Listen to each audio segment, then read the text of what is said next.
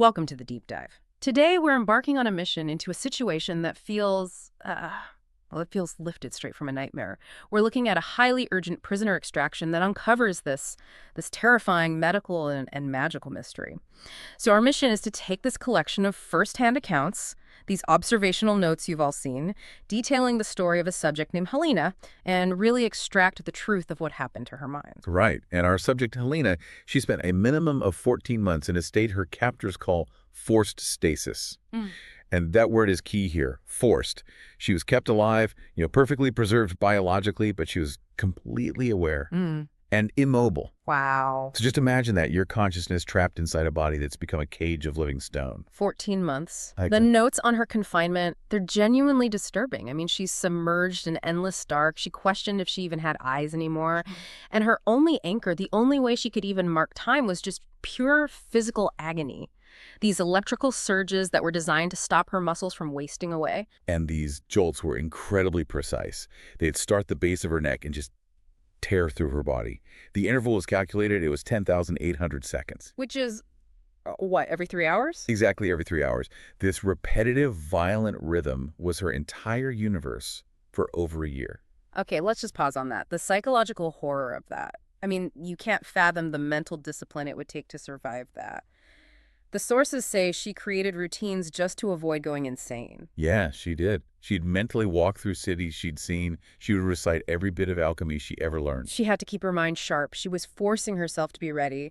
That level of focus is just, it's profound. It says a lot about her, as a highly trained individual, an alchemist. She's used to structure, to precision. But when that moment she was waiting for finally came, the awakening, it wasn't relief. It was just pure sensory trauma.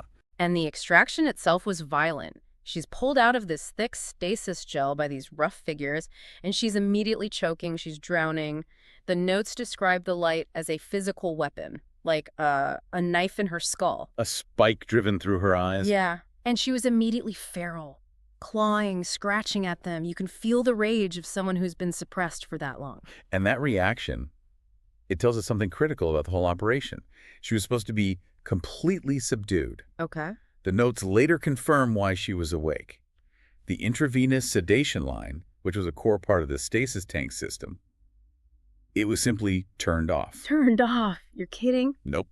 Someone had, and I'm quoting here, fucked the dosage. That's astonishing. I mean, we're talking about an operation that reports directly to the High Necromancer. This suggests a really sophisticated magical military structure. Right. And yet, such a basic, horrifying mistake happens. It immediately makes you ask, was this just incompetence, or was her waking up part of some plan? Well, what we do know is that she was an anomaly in that facility. The notes, they paint a pretty gruesome picture of that warehouse. They observed that a lot of the tanks are just soup and bones. It was a triage center, but a terrible one. So they basically have two destinations for the stock they process. Yeah. If they find corpses that are intact enough for reanimation, they go to the mines. Right, for labor. Exploited. But the living stock, like Helena, was marked for the outpost. That suggests she was seen as valuable, maybe even a prize. Exactly. This whole dichotomy, most prisoners are just dissolved, but she is painstakingly preserved, fully aware. It's the first clue that she's way more important than her captors think. Which brings us to the mess around her actual identity. The staff hits a wall, an administrative roadblock, almost immediately. Yeah, she has two completely conflicting inmate numbers. The first is prisoner 1273. That one's marked for immediate culling. Culling, so termination. Right, because of extensive injuries. But then there's 19819, which designated her for stasis, for long-term preservation. The two orders just cancel each other out. And on top of that, there's a huge gap in the paperwork. The vivomancer, who examines her, notes that there's no record of Helena existing for a full 14 months, since Augustus of last year. She just vanished from the records the moment she went into stasis. A deliberate black hole. It has to be. But the captors, they do have fragments of her history.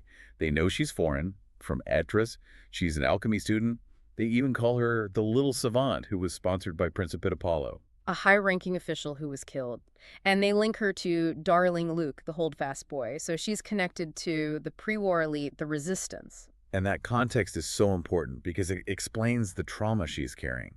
She was captured and forced to watch the war's end celebrations right outside the alchemy tower. Yeah, celebration's not the right word. This wasn't a party. It was this methodical, psychological dismantling of everyone they'd defeated. The notes on it are just horrific. They'd execute resistance leaders publicly, but it didn't stop there. Necromancers would immediately reanimate the bodies as necrothralls. And for you listening, necrothralls are basically empty, automated corpses. Their souls are gone. They're just tools for the occupiers. And they would use those reanimated bodies to kill the next group of prisoners. It's just this efficient system of terror. The source gives one really gruesome example, General Titus Bayard. He's executed, and then his own reanimated corpse is used to slowly kill his wife. And here's the part that ties directly to Helena's unique state.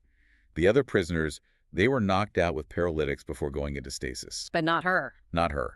She was kept completely awake for the entire final processing. She saw all of it. The executions, the horror, and then the dread of being locked inside herself. Which gives us the context for what happens next, this brutal interrogation by the woman captor, who we find out is a vivomancer. Right, and vivomancy is the inverse of necromancy. So not magic on the dead, but wielding energy on the living. It's a specialty of the high necromancer's best followers. The undying, or liches. High-level control. Very. And she demonstrates this control right away. She tries to get Helena to comply by torturing her, pressing a hand to her neck, and inserting this channel of energy that's described as burning cold. And it runs right down her spine, makes her scream. Yeah, and with almost no effort, the vivomancer temporarily paralyzes Helena from the chest down. She describes it so clinically, like her spine were just severed. This isn't brute force, it's targeted manipulation. Okay, so this is where it gets really interesting. This is the big discovery. The vivomancer tries to force a mental resonance surge into Helena's brain, trying to shock her into speaking their dialect. But instead of compliance, she finds this massive anomaly, a fundamental alteration to Helena's mind. And she is completely shocked by it. She says, something has been done to your mind, some kind of transmutation. But it's her reaction to it, her professional opinion, that's so telling. Right. She doesn't call it crude or sloppy. She calls it elaborate, beautiful, professional work. And then she says it's genius. A genius-level magical defense hidden inside an alchemy student's mind. The vivomancer then uses this tool, a resonance screen, it's like a sheet of glass with reactive particles, to see what's going on. And she uses an analogy to explain it. She says a normal mind is like a city, where thoughts run along these clean, defined streets. It's logical. But Helena's mind isn't a city. Not at all. The screen shows this incomprehensible, dense spiderweb of lines. It's chaos, but it's structured chaos. So these are transmutational barriers welded right into her brain. Exactly. Mental pathways haven't just been blocked, they've been completely rerouted. Some memory areas are just cut off, shielded.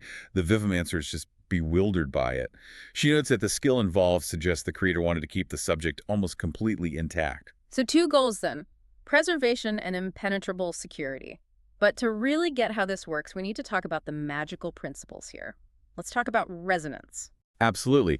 The sources confirm that resonance is the fundamental magical ability in pre-war Palladia. It's not just magic. They see it as one of the 5 core elements. You have air, water, earth, fire, and then resonance, the quintessence. And resonance is the key to everything. It's what alchemists like Helena channel for transmutation. The census even suggests like a 1/5 of the population had this ability to some degree. And the element that embodies resonance itself is lumithium. It's the binder, the material that connects the other 4 elements. But pure lumithium is toxic to mortals. Which is crucial for understanding how she's being suppressed right now. Yes. Because even with this incredible mental architecture, she's totally powerless. If you look at her restraints, she has these secondary greenish metal bands on each wrist. Those are the lumithium manacles. She got them during those execution celebrations. And the metal is altered lumithium. It's not pure enough to kill her, but it's tailored to her specific resonance signature. And what it does is terrifyingly specific. The manacles act like static in her nerves. They blur her senses. So when she tries to access her power, her alchemy, she can't push past this overwhelming static. It's a complete magical short circuit. As long as those manacles are locked, the alchemist is useless. Her potential is suppressed by a dual system, a technological restraint, and this high-level defense woven into her mind. So let's pull back. What's the big takeaway here? We have this valuable captive, an alchemy student with a 14-month gap in her history, a mind that's been surgically rewired by a genius, and a power suppression system that's incredibly targeted and expensive. The key insight, I think, is that this genius-level defense isn't about brute force. It's about sophisticated, undetectable mental architecture. And the enemy, the High Necromancer's forces, they're just confused.